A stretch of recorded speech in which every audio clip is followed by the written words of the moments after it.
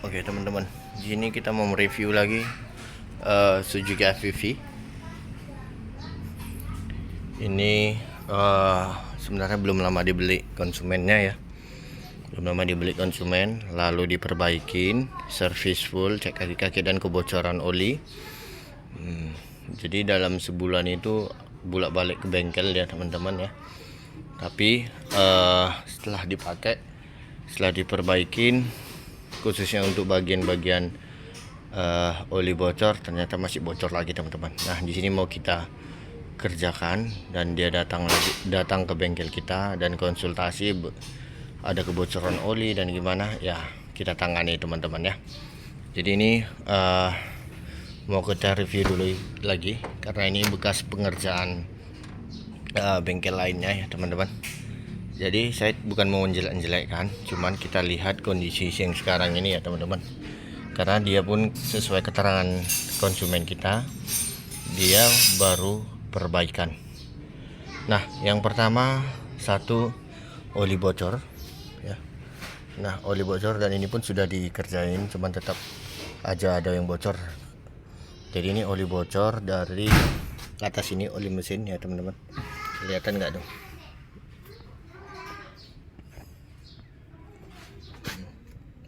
Nah ini ada oli bocor dari sini ya. Ini basah nih, kelihatan ada warna merah. Dia karena dia menggunakan oli Delta-Look ya teman-teman. Nah, satu oli keluhannya oli mesin menetes dan ada rembesan ke bawah. Lanjut untuk ini baru juga kejadian karena kemarin baru diantar dia juga ke bengkel kita. Dia di jalan tol, jadi waktu kencang dan waktu pelan timbul lampu oli. Ternyata kita cek di sini teman-teman. Jadi ini kita review dulu segala pekerjaan dan apa orderan pekerjaannya teman-teman ya, kita hidupkan karena dia baru ganti oli teman-teman. Dan oli pun juga tidak kurang ya.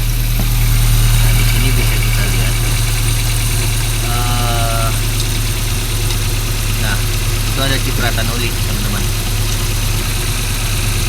Nah itu ada cipratan oli. Kelihatan nggak? Nah, ini ada cipratan oli. Jadi waktu dingin cipratan olinya kuat. Nah, tapi waktu musim panas nanti kalau kita jalan, lampu oli hidup. Lampu oli menyala kalau kita lepas RPM-nya. Dan di sini permukaan di sini kering. Permukaan di pelatutnya atau ramnya itu kering teman-teman. Jadi makanya hidup lampu oli. Nah itu keluhannya juga.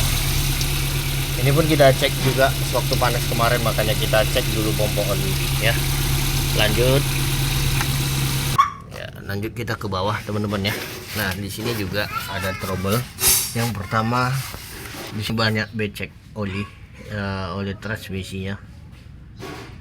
Jadi ini menurut keterangan konsumen kita juga ini sudah di repair. Ini kelihatan tuh ya, lemnya baru. Nah, kelihatan ya, lemnya baru. Menurut yang punya mobil, ini mobil sudah diperbaiki juga.